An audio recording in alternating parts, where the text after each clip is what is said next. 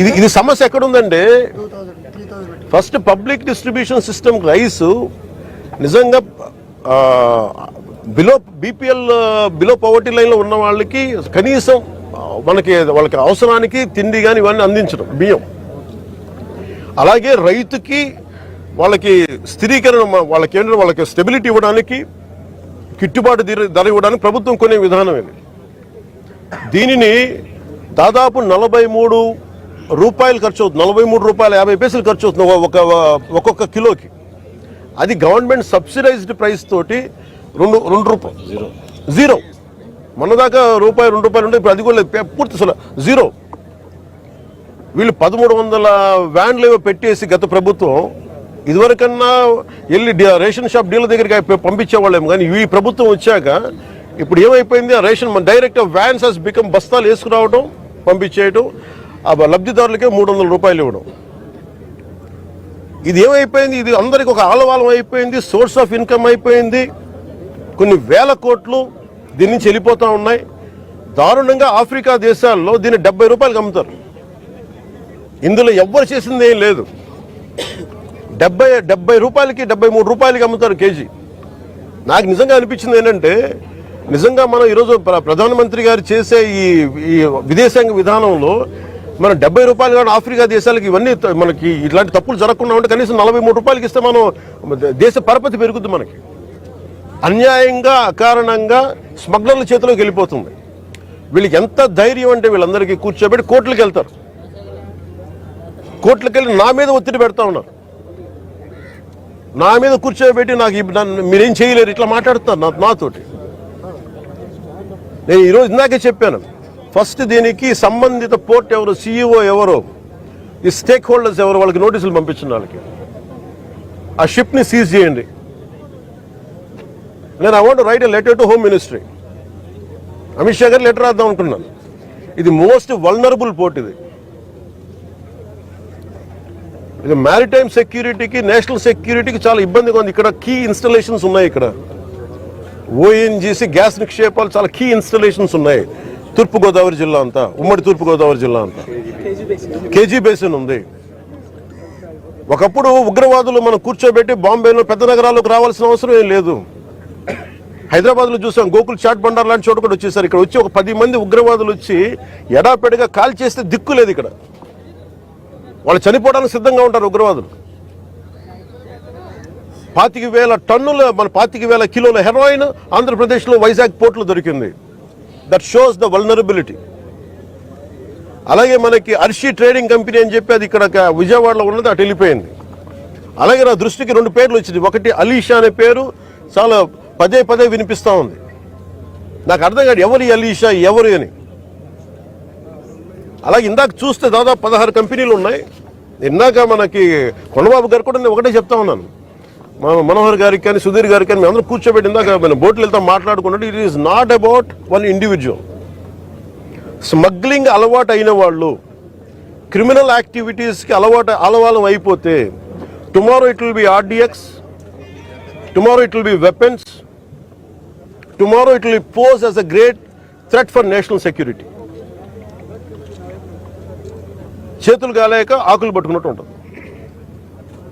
బాంబే కూడా రిపీటెడ్గా అధికారులు ఇలా వదిలేశారు.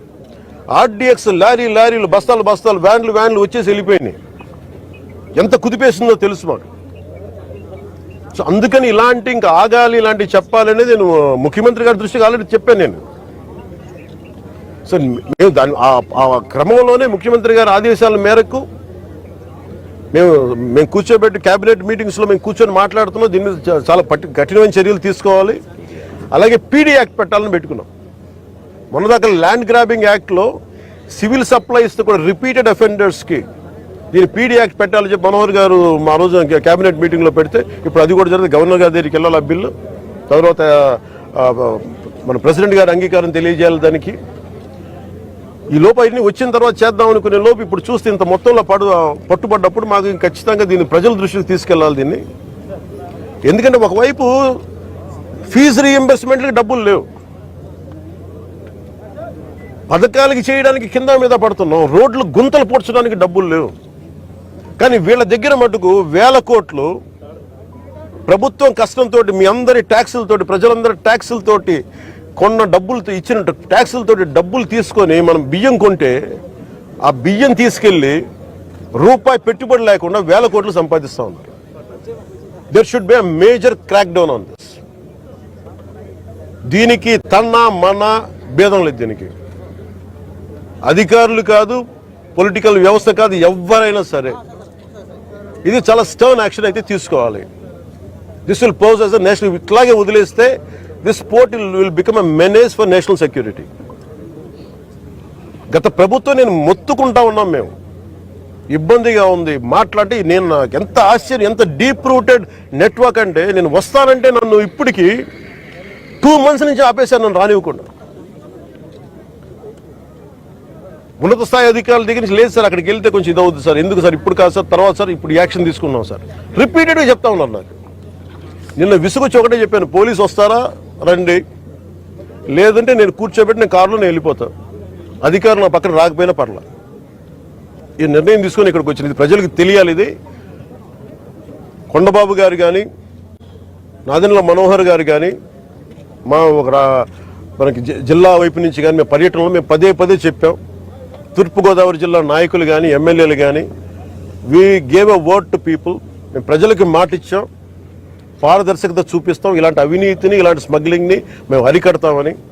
ఆ దిశగా చర్యలు తీసుకోవడానికి మేము ముందుకెళ్తున్నాం. అందుకని మీ దృష్టికి తీసుకొచ్చి దీంట్లో మీరు మిగతా ఇన్ఫర్మేషన్ మీకు ఇస్తాం. అలాగే దీన్ని ఖచ్చితంగా హోమ్ మినిస్ట్రీ దృష్టికి అయితే తీసుకెళ్తాను. Andhra is major hub for ganja and మీకు డ్రగ్స్ అయిపోయింది. ఇక్కడ నుంచి ఎంత డ్రగ్స్ వెళ్ళిపోయినా కూడా మనకు తెలియదు. ఈ రోజున కళ్ళ ముందు మొత్తుకుంటున్నాయి. అదే అడిగాను అందాక మన సెక్యూరిటీ అధికారిని, నీ కళ్ళ ముందు మీకు ఇది కనిపిస్తూ ఉంది, tomorrow it could be weapons also కదా అన్నాను. దానికి మీరేం చర్యలు తీసుకున్నారు బీయింగ్ ప్రైవేట్ పోర్ట్ అంటే? పాప ఆయన ఏం చేస్తాడైనా పిచ్చి మీద బ్రహ్మాస్త్రంలా ఉంటుంది. ఎవరి మీద వేటేయాలి? దీనికి కీలకమైన వ్యక్తులు ఎవరు? దీని వెనక ఎవరు కాపాడుతున్నారు వీళ్ళని? ఏ స్థాయి వ్యక్తులు కాపాడుతున్నారు? ఇవన్నీ చూడాలి. గత ప్రభుత్వం ఇప్పుడు ఈ వ్యక్తి కూర్చోబెట్టి చూస్తే మనకి ఏదో మన 16 కంపెనీస్ ఉన్నాయి, వీళ్ళు కోర్టులకు వెళ్తా ఉన్నారు. రైస్ ఎక్స్పోర్ట్ జరగాలి, మీరు ఎనీథింగ్ ఈజ్ పారదర్శకంగా మీరు చేస్తే ఇబ్బంది రాదు. కానీ దీనిని అడ్డగోలుగా పెట్టుకొని ఈ ప్రభుత్వం ఏమి చేయదంటే మటుకు చాలా బలమైన చర్యలు తీసుకుంటాం. సార్ పవన్ గారు, ఇప్పుడు ఈ వైఎస్ఆర్ గవర్నమెంట్ 5 ఏళ్ల పాలనలో ద్వారంపూడి చంద్రశేఖర్ రెడ్డి గారి కుటుంబం, ఆయన ఆధ్వర్యంలో మొత్తం కాకినాడ పోర్ట్ నుంచి రేషన్ బియ్యం ఎక్స్పోర్ట్ అయిందని అన్ని పార్టీలు కూడా నిరంతరం ఆరోపణలు ఇచ్చినాయి. ఇప్పుడు ఎవరు? మీరు కూటమి ప్రభుత్వం వచ్చిన 6 నెలల తర్వాత ఇక్కడ నుంచి ఎక్స్పోర్ట్ చేస్తుంది ఎవరు? రేషన్ బియ్యం కీలక సూత్రధారులు ఎవరు, పాత్రధారులు ఎవరు? ఎప్పుడు కనుక్కుంటారు? అట్లా మనోహర్ గారు ఇక్కడ పర్యటనకు వచ్చినప్పుడు సిఐడి ఎంక్వైరీ వేస్తాం, ఇక్కడ నుంచి ఎవరు చేస్తారు, ఎప్పుడు వేస్తారు? ఇది ఇప్పుడు మేము పట్టుకుంది ఏంటంటే, ఇది ఎలా ఉన్నాయంటే డైరెక్ట్ కింగ్ పిన్స్ ఎలా ఉన్నారంటే వాళ్ళ కంపెనీస్ ఉన్నాయి. వీళ్ళు ఎలా అంటే ఇది ఒక కార్టెల్. ఇది ఇట్స్ నాట్ ఒక సింగిల్గా మెయింటైన్ చేస్తున్నారేమో కానీ ఇట్స్ అ కార్టెల్. దాదాపు మేము చూస్తుంటేనే 16 దాకా 16 కంపెనీస్. దాంట్లో మీరు చెప్పిన వ్యక్తి కంపెనీ కూడా ఉందని చెప్తా ఉన్నారు. నాకు యాజ్ అంటూ నాకు కూర్చోబెట్టేది మానస ట్రేడింగ్ కంపెనీ, అది వాళ్ళ బ్రదర్ది అని చెప్తా ఉన్నా, నాకు తెలియదు. ఇది నా ఉద్దేశం ఏంటంటే ఇది ఒక వ్యక్తికి సంబంధించింది కాదు, ఒక వ్యక్తిని టార్గెట్ చేస్తుంది కాదు. ఇది ఎంటైర్ ఈ నెట్వర్కింగ్ని బ్రేక్ డౌన్ చేయాలి దీన్ని. అలాగే మేము ఇప్పుడు ఇది మీకు ఎందుకు ఉందంటే ఏదైనా ముందుకు వెళ్ళనివ్వట్ల. ఇక్కడ ఉన్న అధికార యంత్రాంగంలో కూడా కొంత ప్రక్షాళన జరగాలి. చాలా బలంగా గార్డు చేస్తాను, ఎవరో తెలియట్లేదు. కానీ ఇంకా నేను ఇప్పుడు దాకా దీని మీద దృష్టి సారించలేదు. నా చేతిలో లేదు, మనోహర్ గారి చేతిలో.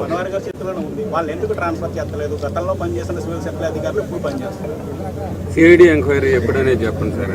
సిఐడి ఎంక్వైరీ అన్నీ చెప్తాను. ఇప్పుడు నేను మీకు తెలుసు కదా, when I give a word I want to take a very strong action. నా మాటకు నేను కట్టుబడి, ఎందుకంటే లా అండ్ ఆర్డర్ నా చేతిలో లేదు. లా అండ్ ఆర్డర్ ఎందుకు మీకు ఎగ్జాక్ట్ ఈ టైం లైన్లో నేను ఇస్తాను అని చెప్పే నా దగ్గర ఆ అధికారం నా దగ్గర లేదు. నా దగ్గర ఏముందంటే ఇది will bring them to justice. అది సిఐడికి మించి ఉండాలా, లేదంటే will I appeal to CBI? ఇవన్నీ మేము అంతర్గతంగా క్యాబినెట్లో తీసుకునే నిర్ణయాలు. అందువల్ల కేవలం మీరు సిఐడికి పరిమితం చేస్తాం, సిఐడి దాటి వెళ్ళాలా? ఎందుకంటే అసలు టోటల్గా మ్యారిటైమ్ సెక్యూరిటీ ఇష్యూస్ ఏమున్నాయి, ఇది చాలా కొంచెం పెద్ద స్థాయిలో చూడాలి. సార్ ఇంకోటి ఏంటంటే ఇక్కడ షిప్పులు వస్తున్నాయి సార్. షిప్పుల్లో డీజిల్ కుంభకోణం కూడా దాదాపు 15 సంవత్సరాలు జరుగుతుంది. షిప్పుల్లో డీజిల్ కుంభకోణం సార్, నాటు రైస్ డీజిల్ అదే చెప్తున్నాను. ఇది అది మీకు ఫ్రీ ఫర్ ఆల్ అయిపోయింది చెప్తాను కదా. డీజిల్ కుంభకోణాలు జరుగుతూ ఉన్నాయి. ఇది అన్ని రకాలుగా దీన్ని ఒకసారి ఒక చాలా సునిశ్చితమైన పరిశోధన జరగాలి దీని మీద. దాంట్లో ఉన్నాను. యాంకరేజ్ పోర్టు స్టేట్ గవర్నమెంట్ కూడా బాధ్యత ఉంది. స్టేట్ గవర్నమెంట్ కూడా దాని రెజ్యుమేషన్ ఉంది. డైరెక్టర్ కూడా ఒక ఉంది. కేవలం సెంట్రల్ గవర్నమెంట్ ఏది సెంట్రల్ గవర్నమెంట్ సంబంధం లేదు. ఇది ప్యూర్లీ స్టేట్ కంట్రోల్లో ఉంది. స్టేట్ కంట్రోల్ పోర్టు స్టేట్ సంబంధించిన పోర్టు అధికారులు ఒకరు ఉన్నారు. నేను వాళ్ళు కూడా మేము మీరు వస్తేనే ఆయన కనబడలేదంటే ఎంత సిఇఓ కానీ మీకు అదే చెప్తున్నాను కదా. అంటే నన్ను మీకు నేను ఎందుకంత మొత్తుకున్నాను వచ్చి నన్ను రాకుండా చేయడానికి ఇంక నాకు విసుగొచ్చి ఇక నాలాంటి వ్యక్తిని రానివ్వట్లేదని. ఇది ఎంత డీప్ రూటెడ్ వ్యవస్థ, దీన్ని అంటే ఎంత కుళ్ళు పట్టేస్తుందో ఈ వ్యవస్థకి, పర్టికులర్ రైస్ స్మగ్లింగ్ సంబంధించి దీని ప్రక్షాళన జరగాలని కోరుకుంటూ అక్కడ సౌత్ ఆఫ్రికాలో వాళ్ళది స్టేపుల్ డైట్ రైస్. అది వాళ్ళకి పాప నిజంగా చెప్పాలంటే వాళ్ళకి సబ్ స్టాండర్డ్ రైస్ పంపిస్తున్నారు. జనసేన గతంలో లబ్ధిదారులకు నేరుగా అకౌంట్ లో వేస్తారని మీరు గతంలో నినాదం తీసుకున్నారు. అదేమన్నా ఇప్పుడు ఎందుకంటే ఈ రైస్ 90% కూడా తినట్లేదు సార్. డైరెక్ట్ ఇష్యూ నాకు ఇది బాగా తెలుసండి. ఇది తినని బియ్యం. ప్రాబ్లం ఏమవుతుందంటే ఎవరు తినని బియ్యం ఇది కేవలం ఇది నా ఉద్దేశంలో ఇది నేను కేంద్ర ప్రభుత్వం దృష్టికి తీసుకెళ్ళాలి. ఎట్లా ముఖ్యమంత్రి గారి దృష్టికి ఎలాగ తీసుకెళ్తాను. కానీ కేంద్ర ప్రభుత్వం దృష్టికి మీరు అంటే ఇది ఒక రూల్ అయిపోయింది. చెప్పండి సార్, ఆ రూల్ మీరు చెప్పండి. మనం ఇందా పొద్దున మాట్లాడుకుంది. ఎన్ఎఫ్ఎస్ఏ ఆ చట్టం వచ్చిన తర్వాత ప్రభుత్వం పైన ఆబ్లిగేషన్ ఉంది. మనం ఖచ్చితంగా మనం ప్రతి కుటుంబానికి ఆహార ధాన్యాలు అందించే బాధ్యత ప్రభుత్వం పైన ఉంది. ఎన్ఎఫ్ఎస్ఏ చట్టం రాకుండా ముందు మీరు అనేది డైరెక్ట్గా మనం క్యాష్ డిస్ట్రిబ్యూషన్ చేయొచ్చు. కానీ ఎన్ఎఫ్ఎస్ఏ చట్టం వచ్చినాక ఆ బాధ్యత మన పైన పడింది, ప్రభుత్వం పైన. తప్పకుండా ఇందాక కూడా ఇక్కడికి వస్తున్నప్పుడు కూడా డిప్యూటీ సీఎం గారు అదే మాట అన్నారు. మీరన్న మాట అన్నారు. డబ్బులు ఇవ్వచ్చు అంటే మీకు వచ్చిన ప్రశ్న నాకు వచ్చింది. 2 చెక్ పోస్టులు పెట్టారు. ఫస్ట్ టైం మీరు చెక్ పోస్టులు పెట్టారు, అయినా కూడా బియ్యం లోపలికి వస్తుంది. నేను వెళ్ళి మీ అందరి సమక్షంలో వెళ్తే నేను షిప్ లోకి వెళ్ళిన దీన్ని బట్టి హౌ డీప్ ఇట్ ఈస్. బియ్యం పట్టుకున్నప్పుడు కనీసం ల్యాబ్ టెక్నీషియన్ కూడా రాలేదు సార్. మీడియం అయినా టెక్నీషియన్ కూడా రాలేదు సార్. చెక్ పోస్ట్ పెట్టినప్పుడు 24/7 తనిఖీలు అన్నారు సార్. కొన్ని రోజుల నుంచి రాత్రిపూట తనిఖీలు ఆపేస్తారు. నైట్ 9 అదే రాత్రులు చేయట్లేదని ఎన్ఓసి ఇచ్చేసారు కలెక్టర్ గారు అంటారు. నేను కలెక్టర్ గారిని అడిగాను, మీరు మాట్లాడుతుంటే నేను మాట్లాడకూడదు కాబట్టి ఆయన అడిగితే నీకు అధికారికంగా ఇచ్చారా చెప్పారన్న సమాధానం లేదు. స్థానిక రైస్ మిల్లర్స్ అంతా కూడా ఒక సిండికేట్ గా ఏర్పడి దీనికి కొంత పడుతున్నారు అనేది ఒకటి ఉంది. ఇతర రాష్ట్రాలలో కూడా ఇక్కడికి తరలించి ఏదైనా కానీ మీరు ఒకసారి ఒక తప్పు అలౌ చేస్తే, ఒక kind of smuggling activity allow చేస్తే ఇది మిల్లర్లకి సంబంధం లేదు. If they are part of it that's different issue. ఇది మిల్లర్లకి సంబంధం లేదు.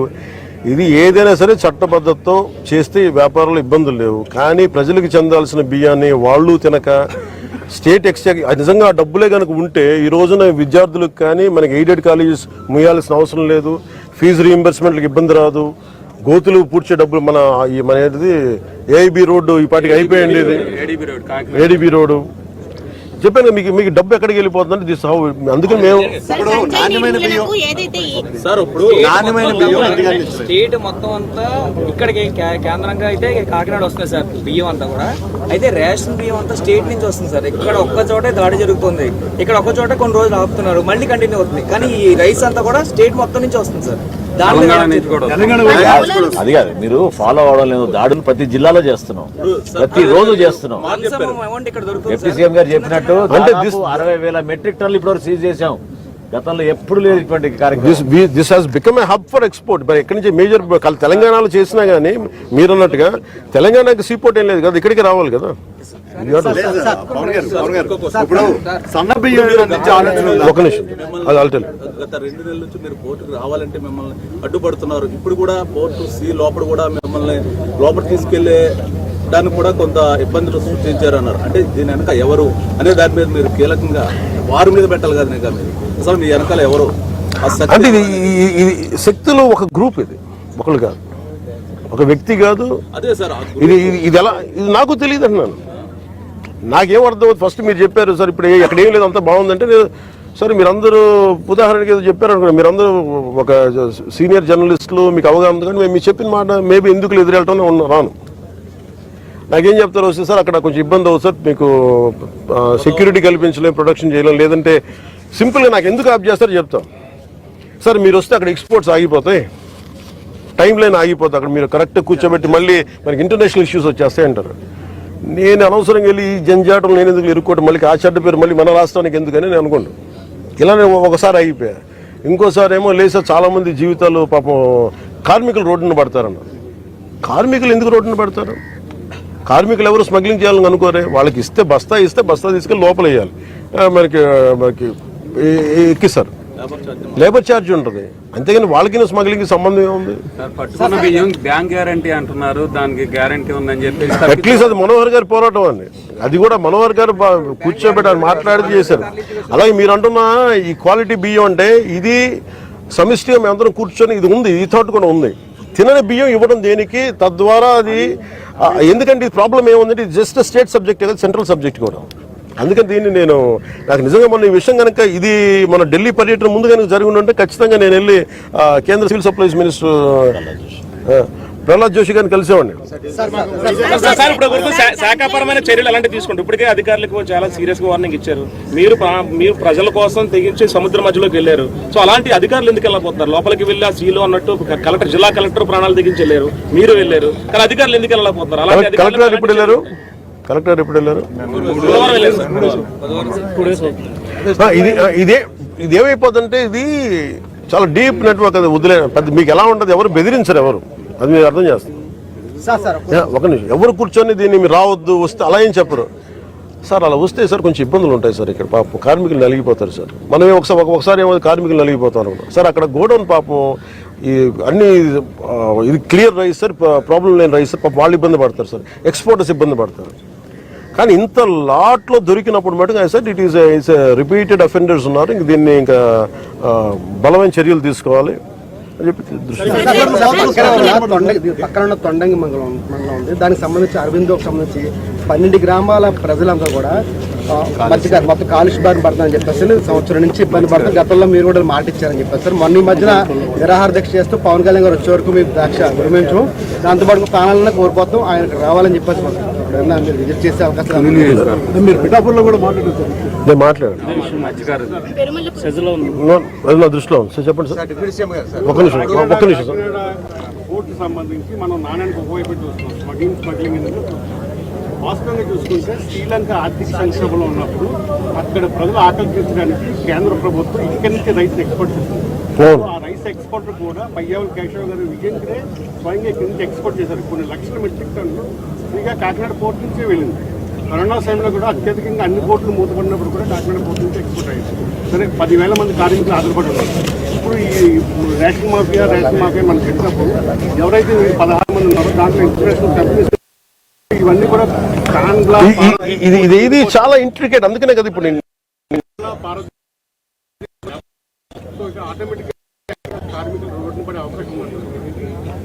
అదే కదా నా కన్సర్న్. మీకు ఎలాంటి కన్సర్న్ ఉంది, నా కన్సర్న్ కూడా అదే. కార్మికులు ఉపాధి కోల్పోకుండా స్మగ్లింగ్ అరకెట్టడం ఎలా? రిడల్ ఇది.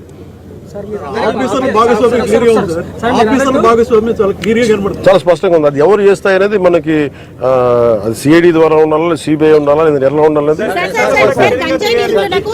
మీరు చెప్పండి సార్. ప్రభుత్వంలో కీలకమైన పదవిలో ఉన్నారు, ప్రభుత్వంలో ప్రధాన పాత్ర పోషిస్తున్నారు.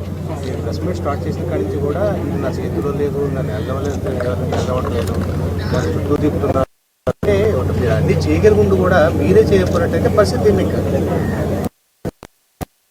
సార్.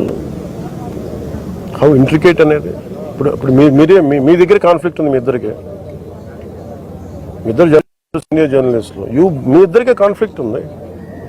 ఆయన 10,000 మంది కార్మికులు ఉంటున్నారు, ఇంత బాధ్యతలు మీరు చేయగలిగే స్థాయిలోనే మీరేం చేయట్లేదు అంటా ఉన్నారు. అలాగే దిస్ ఇస్ ఎ కాన్ఫ్లిక్ట్. ఇది ప్రజలకి నేను పెట్టుకుంది ఏంటంటే నా నిస్సహాయత నేను వ్యక్తం చేయట్లా, నాకున్న సిచ్యువేషన్ నేను చెప్తున్నాను. ఎందుకంటే మీరు కూర్చోబెట్టి ఒక నిర్ణయం, ఇదేమో leadership is all about taking a decision, taking the right decision. తక్కువ ఇంపాక్ట్ తోటి ఎక్కువ లాభం జరిగేలా చూడటం. 10,000 మంది కార్మికులు రోడ్డును పడకుండా ఎలా ఉండాలి, వాళ్ళకి ఎలా తెలియజెప్పాలి, అలాగే ఏమి అవకతవకలు ఉన్నాయి, ఏ విధంగా జరుగుతున్నది, ఇవన్నీ కూర్చోబెట్టి చేయాల్సిన విషయాలు. అందుకని ఇది కూర్చోబెట్టి ఇది కొంచెం లోతుగా, ఎందుకంటే మేము ఆ పారదర్శకత చెప్పాలి, చూపించాలని చెప్పి నేను I took this call. Sir, గంజాయి నిర్మూలనకు లీగల్ టాస్క్ ఫోర్స్ అన్నది ఏర్పాటు చేశారు సార్. అలాగే మహిళలకు సంబంధించి లైంగిక వేధింపులు కావచ్చు, అఘాయిత్యాలకు సంబంధించి చట్టాన్ని తీసుకొస్తారు. గతంలో దిశ ఉండేది, దిశ ఎక్కడ ఉందని అసలు ఎప్పుడు యాక్ట్ చేశారు? అది మాట మాట్లాడేంత ఈజీ అండి. ఇప్పుడు నేను మొన్న మీరే ఉన్నారు, మొన్న ఐ థింక్ గుంటూరులో ఒక సభకి వెళ్ళాను, మన మీటింగ్కి వెళ్ళాను. ఒక మహిళా జర్నలిస్ట్ ఎవరు ఆవిడ ఇబ్బంది పడతా ఉన్నారు, మీకు చెప్పాను. నేను తీసుకొచ్చాను, మీ పక్కన రండి మేడం అని పక్కన లాగితే ఆ basic concern even as a society మనందరికీ కూడా ఉండాలి కదా. ఇప్పుడు సొసైటీ ఏమైపోయింది, not just about policing, not about good app, not about security cameras, also about people. మీరు ఒక అమ్మాయిని ఏడిపిస్తూ ఉంటే లేదని జరుగుతూ ఉంటే వీడియోలు తీసి చూపిస్తున్నారు, షూట్ చేస్తున్నారు. షూట్ చేసి సోషల్ మీడియాలో పెడుతున్నారు, కానీ ఎవరికి బేసిక్ సెన్స్ ఏముండాలి, వెళ్ళి వాళ్ళని ఆపి లాక్కుని 4 తన్ని ఆపాలి, ఆ మైండ్ సెట్ లేదు. It's also people. Law and order మీ చేతుల్లో లేదు, పలుసార్లు అన్నారు లా అండ్ ఆర్డర్ మీ చేతుల్లో.